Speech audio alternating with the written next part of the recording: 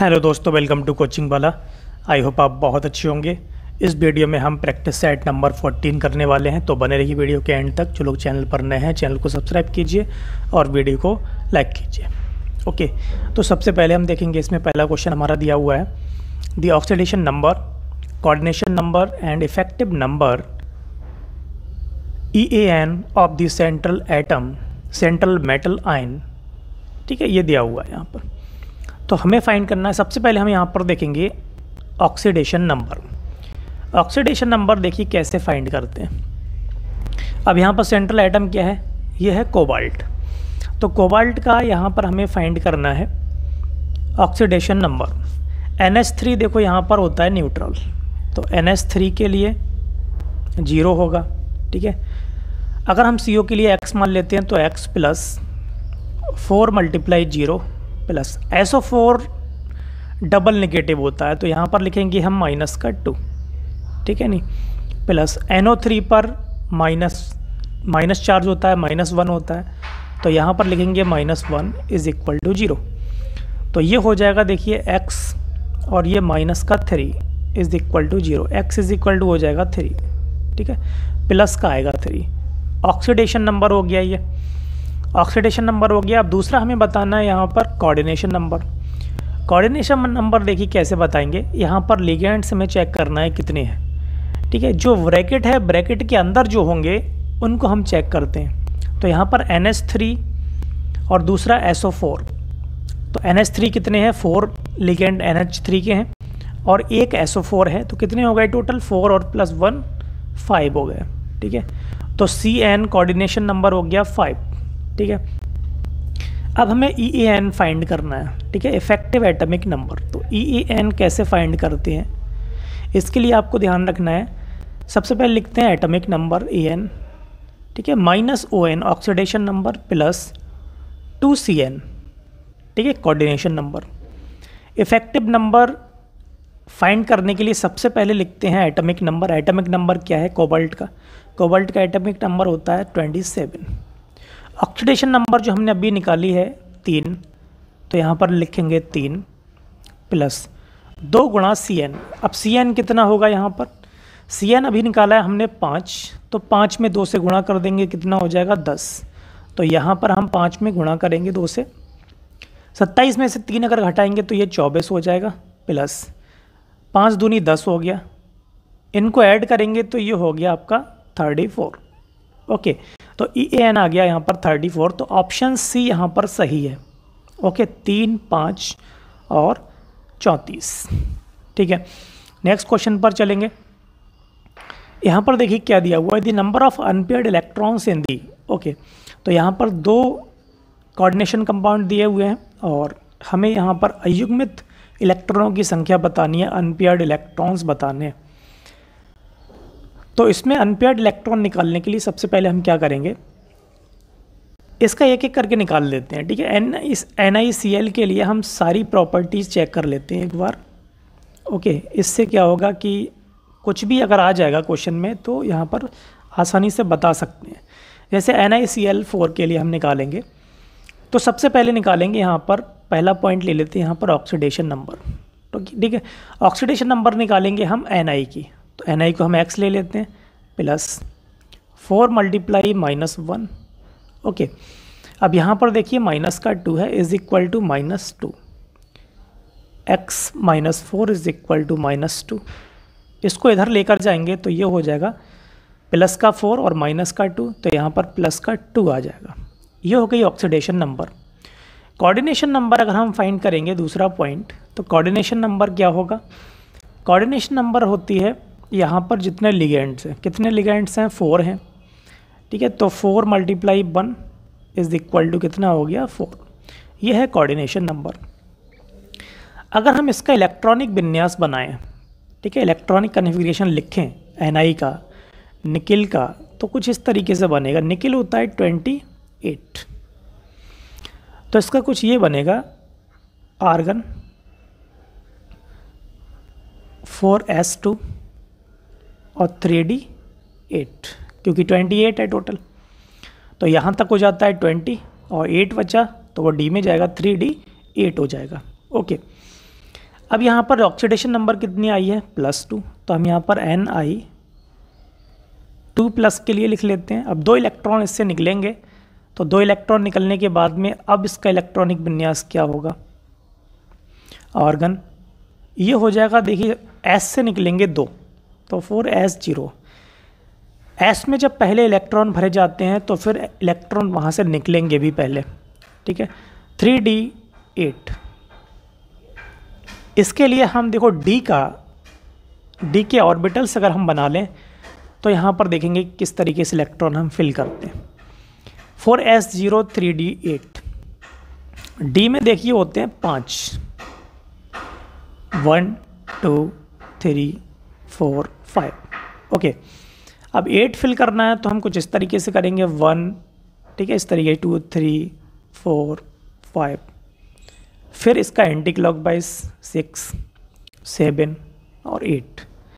अब हमें ये देखना है कि जो Cl है, Cl एक वीक फील्ड लिगेंड होता है। कैसा होता है, वीक फील्ड लिगेंड, ठीक है। Cl क्या होता है, वीक फील्ड लिगेंड होता है। वीक फील्ड लिगेंड में क्या होता है कि यहाँ पर पेयरिंग नहीं हो पाती है। तो पेयरिंग जब नहीं हो पाएगी तो यहाँ क्या होगा कि 2 बॉक्स यहाँ पर जिसमें एक एक इलेक्ट्रॉन है, तो 2 इलेक्ट्रॉन यहाँ पर क्या होंगे, अनपेयर्ड होंगे, ओके। जहाँ स्ट्रॉन्ग फील्ड लिगेंड आ जाएगा, स्ट्रॉन्ग फील्ड लिगेंड, अगर यहीं पर स्ट्रॉन्ग फील्ड लिगेंड होता है जैसे NH3 होता है या फिर CO होता, तो यहाँ पर ये दोनों इलेक्ट्रॉन पेयरिंग बना लेते, तो यहाँ पर पेयरिंग हो जाता, तो ये वाला खाली हो जाता लास्ट वाला, और यहाँ पर हो जाते 2 इलेक्ट्रॉन। तो इस कंडीशन में पेयरिंग होती है स्ट्रॉन्ग फील्ड लिगेंड की प्रेजेंस में, लेकिन यहाँ पर क्या है, वीक फील्ड लिगेंड, ओके। तो यहाँ पर 2 इलेक्ट्रॉन क्या होंगे, अयुग्मित होंगे, अनपेयर्ड होंगे। दूसरा हम यहाँ पर अगर हम यहाँ पर मैग्नेटिक अच्छा अगर हम नेचर देखें, इसका मैग्नेटिक नेचर क्या होगा, एक मैग्नेटिक मोमेंट क्या होगा, तो मैग्नेटिक मोमेंट हम फाइंड करते हैं √n × n+2, जहाँ पर n क्या है, अनपेयर्ड इलेक्ट्रॉन्स की संख्या है, नंबर ऑफ अनपेयर्ड इलेक्ट्रॉन्स हैं। यहाँ पर 2 हैं तो 2 पुट करेंगे तो कुछ इस तरीके से आएगा, तो ये √8 आ जाएगा, ओके। किस में आएगा, ये आता है बोर मैग्नेटॉन, ठीक है, ये इसकी यूनिट होती है बोर मैग्नेटॉन। मैग्नेटिक नेचर क्या होगा, देखिए मैग्नेटिक नेचर यहाँ पर कुछ आया है, तो मैग्नेटिक मोमेंट जब आया है तो यहाँ पर क्या होगा, ये पैरामैग्नेटिक होगा, ठीक है, पैरामैग्नेटिक होगा। अगर यहाँ 0 आ जाता तो वो डायमैग्नेटिक होता, अगर 0 आता तो डायमैग्नेटिक होता। तो इस तरीके से हम यहाँ पर फाइंड कर सकते हैं। ऐसे ही हम देखेंगे, देखिए 2, अब यहाँ पर ऑप्शन हमारे पास 2 आ गए, A और C, तो 2 हमें मिल गया दोनों में, ठीक है, ये दोनों हट गए, ठीक है, ये दोनों हट गए ऑप्शन। अब 2 हमें इसमें दिख रहा है तो इसी में से कोई ना कोई होगा। अब हम देखेंगे NiCO4, अब आपको ध्यान देना है NiCO4 के लिए, इसमें हमें बिल्कुल ऐसे ही करेंगे सारी चीज़ें, बस फ़र्क क्या होगा कि यहाँ पर CO क्या है, स्ट्रॉन्ग फील्ड लिगेंड है। स्ट्रॉन्ग फील्ड में लिगेंड क्या होता है कि इसमें पेयरिंग हो जाती है इलेक्ट्रॉन्स की, जैसे यहाँ पर हमने बताया था कि जो अयुग्मित इलेक्ट्रॉन है, जो अनपेयर्ड इलेक्ट्रॉन्स हैं, वो यहाँ पर पेयरिंग बना लेते हैं। पेयरिंग बना लेते हैं तो यहाँ पर बॉक्स एक खाली हो जाएगा ये पूरा, ठीक है।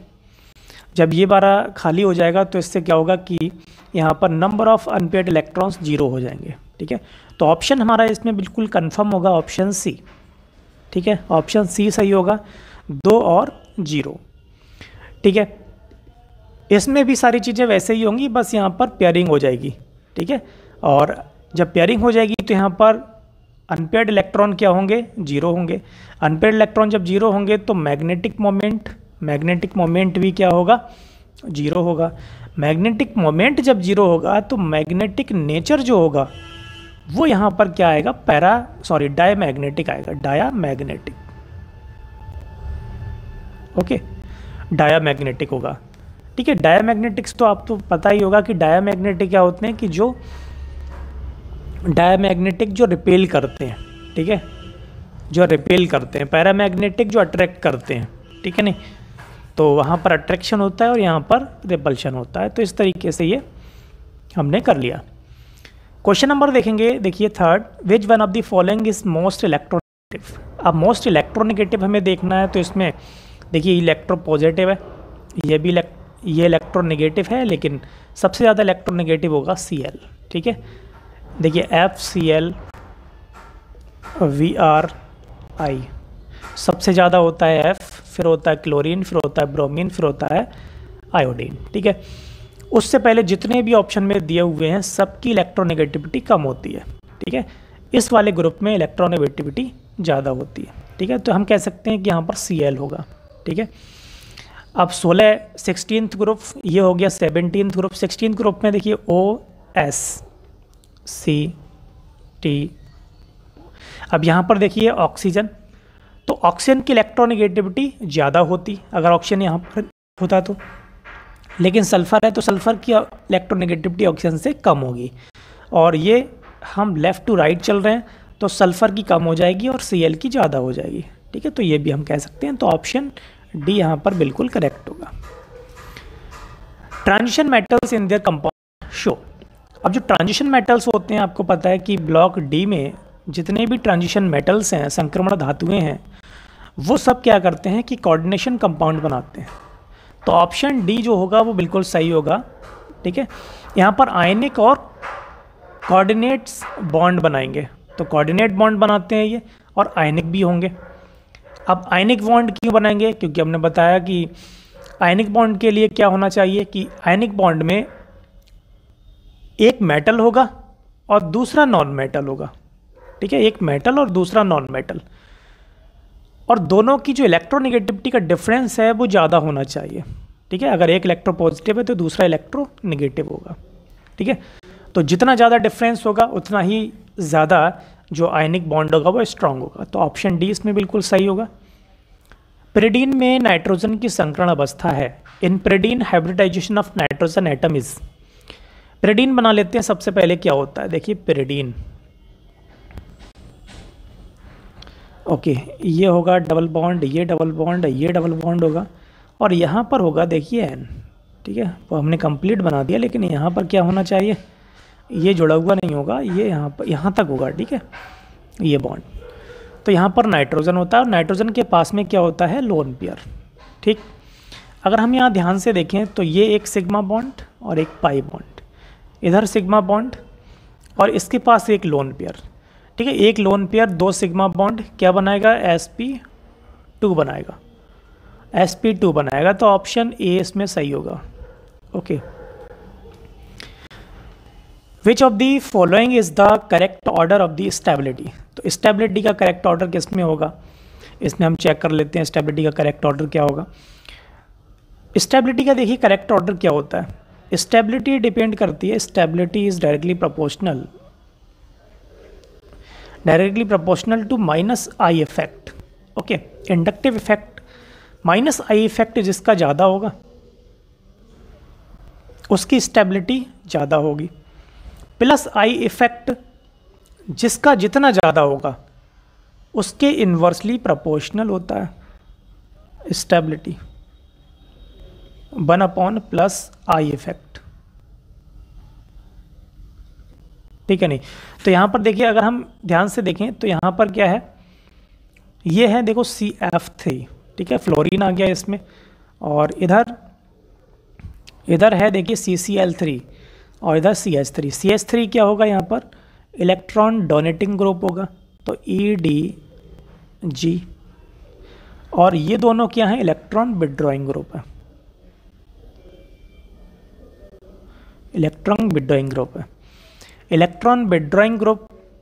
अब यहाँ पर पॉजिटिव चार्ज भी है, अब ये भी ध्यान देना है, पॉजिटिव चार्ज है, इस वजह से क्या होगा, इसका ऑर्डर फर्स्ट वाला सही होगा पॉजिटिव चार्ज होने की वजह से। लेकिन अगर नेगेटिव चार्ज होता वहीं ऑर्डर कैसा हो जाता, उल्टा हो जाता।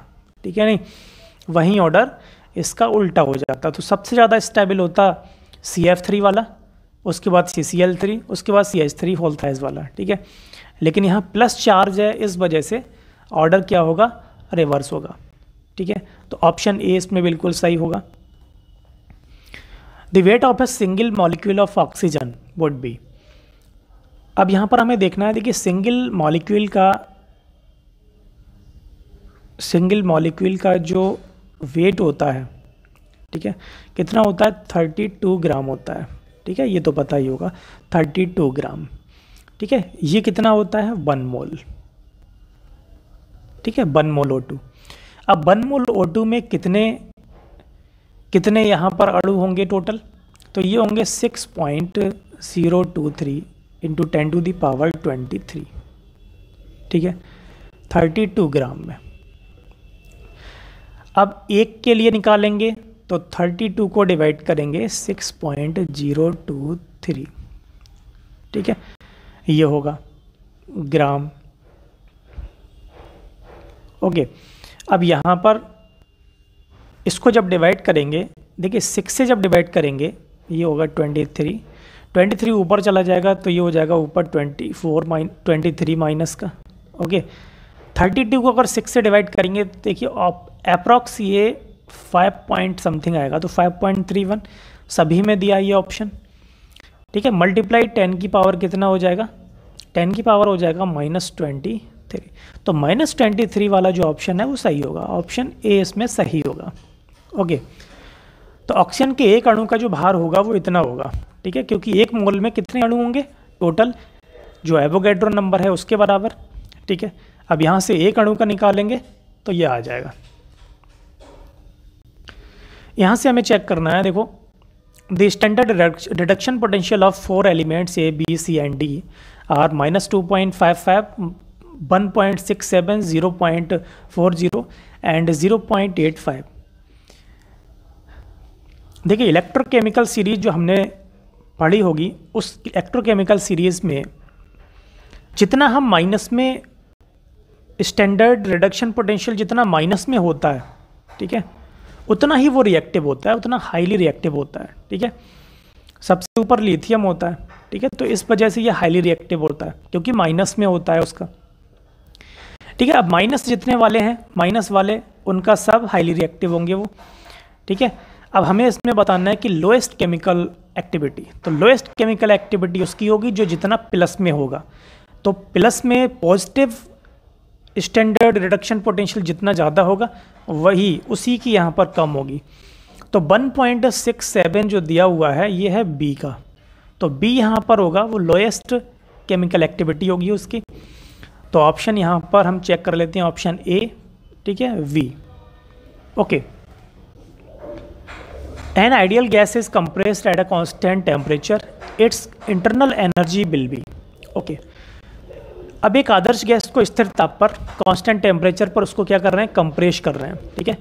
कंप्रेस करने में क्या होता है, कंप्रेस करने में उसका वॉल्यूम घटेगा, और दूसरी चीज़ ये है कि हमें देखना है, देखो आंतरिक ऊर्जा, इंटरनल एनर्जी, तो इंटरनल एनर्जी जो होती है वो टेम्परेचर का फंक्शन है। किसका फंक्शन है, टेम्परेचर का। टेम्परेचर का फंक्शन है तो ये बाकी चीज़ों पर डिपेंड नहीं करती है, ये सिर्फ टेम्परेचर पर डिपेंड करती है। टेम्परेचर हमारा अगर घटेगा तो इंटरनल एनर्जी घटेगी, टेम्परेचर बढ़ेगा तो इंटरनल एनर्जी बढ़ेगी, और टेम्परेचर अगर कांस्टेंट है, ठीक है, स्थिर है, तो इंटरनल एनर्जी भी कैसी रहेगी, स्थिर रहेगी, एक समान रहेगी। ओके, तो ऑप्शन सी इसमें सही होगा। ओके, ऑप्शन सी सही होगा।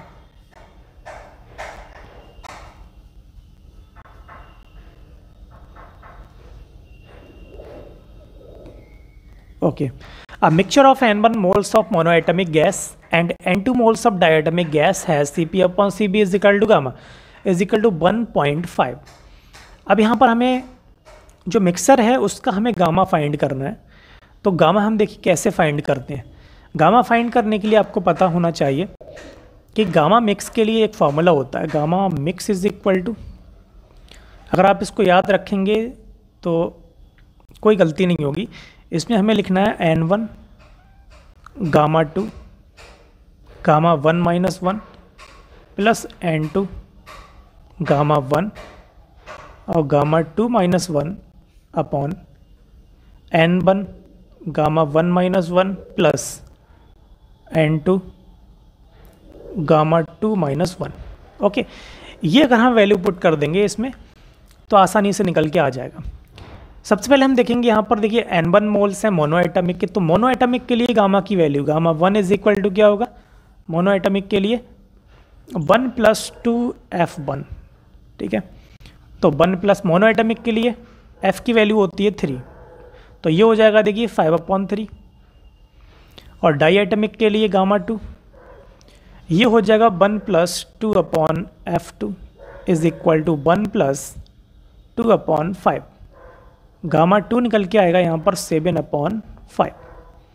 7/5 आ गया। अब ये वैल्यू यहाँ पर पुट कर देंगे, तो n1 γ2 की वैल्यू कितनी है 7/5,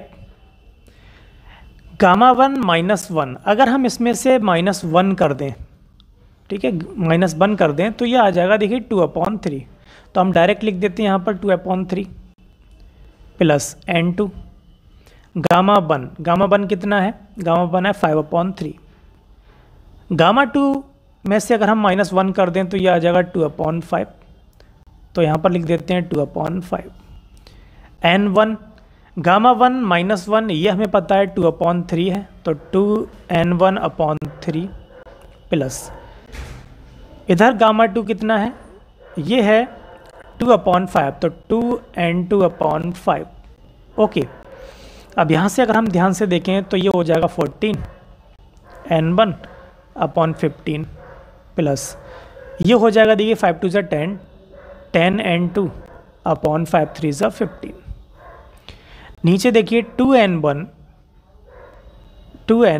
प्लस 5 की मल्टीप्लाई करेंगे, 5 2 10, एलसीएम लेंगे यहाँ पर 5 2 10 प्लस 3 2 6। ओके, 3 2 6, ये हो गया n2। और नीचे कितना रहेगा 5 3 15। 15 देखिए ऊपर भी एलसीएम है नीचे भी एलसीएम है, दोनों कैंसिल हो जाएगा, एलसीएम लेके कैंसिल कर देंगे, ठीक है नहीं। तो ऊपर कितना आ गया, ऊपर आ गया 14n1 plus 10n2/10n1 plus 6n2, ठीक है नहीं। गामा मिक्स की वैल्यू दी हुई है 1.5, इसको हम लिख लेते हैं 3/2। इधर होगी 3 से मल्टीप्लाई, ओके, तो 3 से कर लेते हैं, ये हो जाएगा 3 10 30n1 प्लस 3 6 18n2। 2 की मल्टीप्लाई हो जाएगी इस साइड में, तो 14 2 ये हो जाएगा 28n1 प्लस 12n2। ओके, ये हो जाएगा 20n2। ओके, अब 30n1 में से अगर हम 28n1 माइनस करेंगे तो ये हो जाएगा 2n1। अब 18n2 उधर लेकर जाएंगे तो ये भी आएगा 2n2, 2 से 2 कैंसिल हो जाएगा, तो n1 n2 की वैल्यू इक्वल आएगी। तो ऑप्शन यहाँ पर ए सही है, n1 = n2। ओके, आगे चलते हैं। Which one of the following relation represent the isothermal expansion of 1 mole of N ideal gas. अब यहाँ पर अगर ध्यान से देखें तो यहाँ पर एंट्रोपी का रिलेशन दिया हुआ है, तो एंट्रोपी का रिलेशन हमें फाइंड करना है। तो एंट्रोपी देखिए क्या होती है, डेल्टा S = क्या होता है, dQ/T। ओके, ये होता है। अब यहाँ पर dQ आइसोथर्मल एक्सपेंशन है, ठीक है, रिवर्सिबल है, तो यहाँ dQ के लिए क्या करेंगे, हम पुट करेंगे यहाँ पर du - dW, ठीक है, अपॉन T। अगर हम ध्यान से देखें तो आइसोथर्मल है, आइसोथर्मल के लिए जो इंटरनल एनर्जी होगी वो du = 0 होगी, ठीक है, du = क्या होगा, 0 होगा। तो यहाँ पर आ जाएगा देखिए माइनस का dW/dt, सॉरी T है ये कैपिटल। अब dW को अगर हम वैल्यू पुट करें तो ये होता है -P × ΔV, तो ये प्लस हो जाएगा, ठीक है, माइनस P × ΔV, तो P × dV कर देंगे और नीचे T।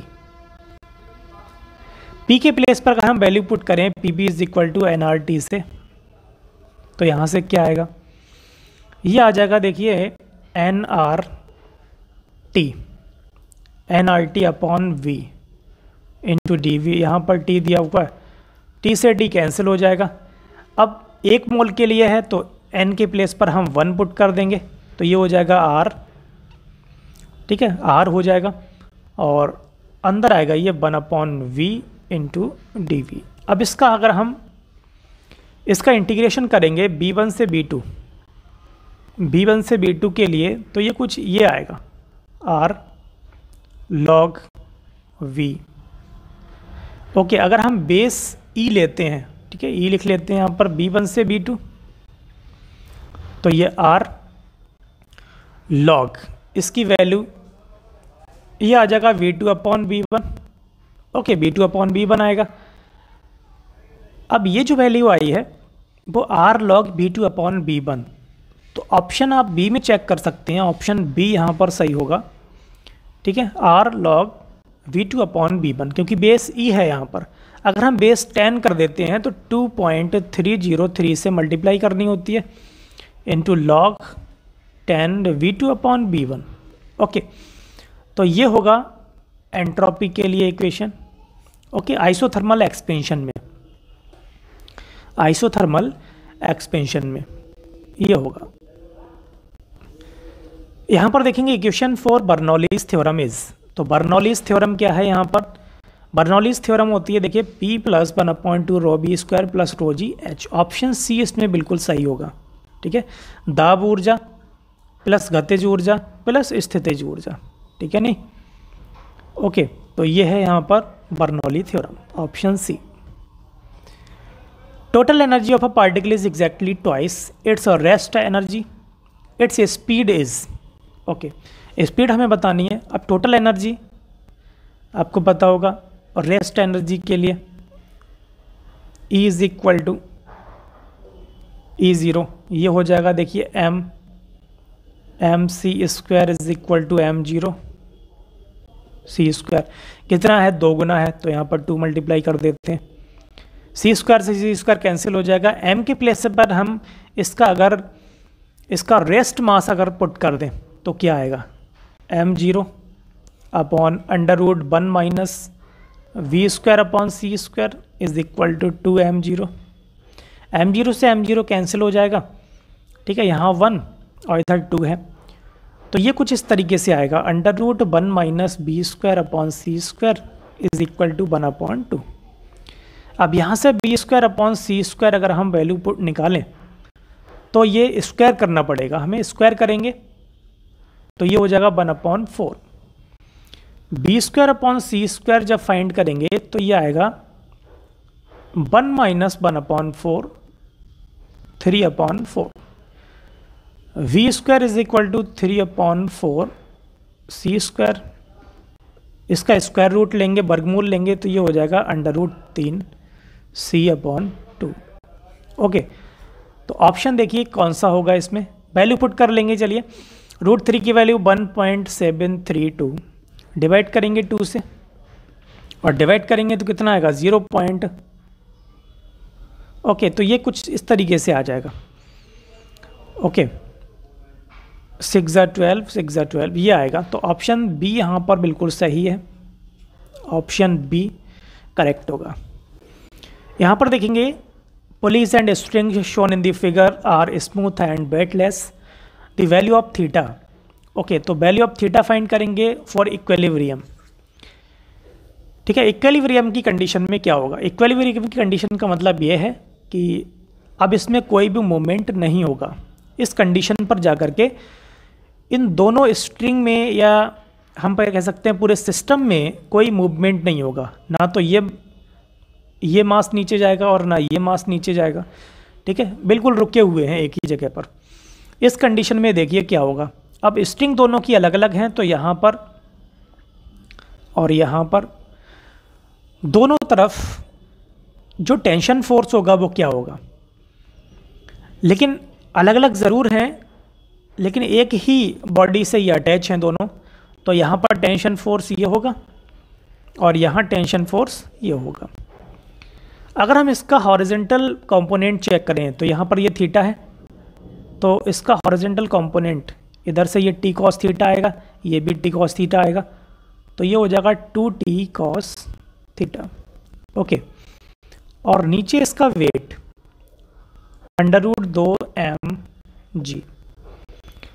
ओके, अब यहाँ पर वैल्यू हम पुट कर देते हैं, तो under root 2mg is equal to क्या होगा 2t cos थीटा। ठीक है, यहाँ से एक तो ये कंडीशन बन गई, दूसरी कंडीशन हम चाहे इससे ले लें या फिर इससे ले लें। यहाँ से t इज इक्वल टू आ जाएगा mg, ओके, क्योंकि रेस्ट में है, इक्विलिब्रियम में mg पुट करेंगे t के प्लेस पर, तो ये हो जाएगा root 2mg is equal to 2mg cos theta. mg से mg कैंसिल हो जाएगा, यहाँ हम रूट 2 से अगर कैंसिल करेंगे इसको तो रूट 2 से इसको यहाँ पर रूट 2 आ जाएगा। ठीक है, तो 1/√2 is equal to cos theta, और ये cos 45 की वैल्यू होती है, तो थीटा इज इक्वल टू आ गया 45। तो ऑप्शन सी इसमें सही होगा 45 डिग्री। Okay, 45 degree.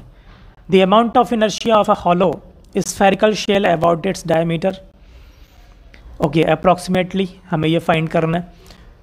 तो इसका हमें, ठीक है, ये कैसा है, हॉलो है, तो हॉलो स्फेरिकल शेल के लिए आई जो होता है वो होता है 2/3 mr²। ओके, अब यहाँ से अगर हम मास को देख लें तो मास क्या आएगा निकल के, मास आएगा इसका, देखिए इसकी डेंसिटी और इसका सरफेस एरिया, क्योंकि यहाँ पर ये हॉलो है, ठीक है, खोखला है, तो इसका हम सिर्फ क्या लेंगे, सरफेस एरिया लेंगे, कर्व सरफेस एरिया लेंगे। तो ये हो जाएगा 4πr²। 3 पुट करेंगे क्योंकि 3 गिवन है, 4πr², 4 3 = 12, 12πr²। ये वैल्यू हम यहाँ पुट कर सकते हैं, 2/3 12πr², और r² यहाँ पहले से है। 3 से डिवाइड करेंगे तो 3 4 ज़ा 4 2 ज़ा 8, 8πr⁴। ठीक है, अब यहाँ r देखिए क्या दिया हुआ है, r है यहाँ पर, r दिया हुआ है 2 सेंटीमीटर, और हमें सेंटीमीटर क्यूब में ही फाइंड करना है, ग्राम पर सेंटीमीटर क्यूब, पाई के, ओके, पाई के हमें उसमें फाइंड करना है। तो हम वैल्यू पुट कर देंगे यहाँ पर, रेडियस पुट कर देंगे, तो 8π इंटू आर की वैल्यू कितनी है 2, 2⁴, ये हो गया देखिए 16, 16 8 ज़ा, ठीक है, 2⁴ 16 होगा, और ये हो जाएगा 128।